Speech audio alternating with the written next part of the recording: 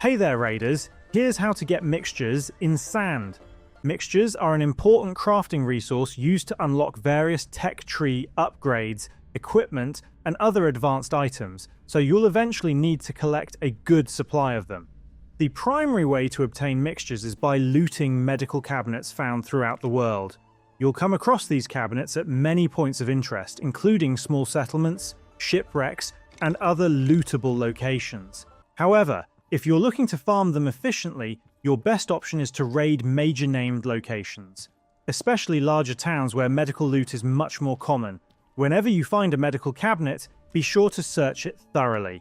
Even the higher tier variants of these cabinets have a very good chance of containing mixtures, making them one of the most reliable sources for this resource.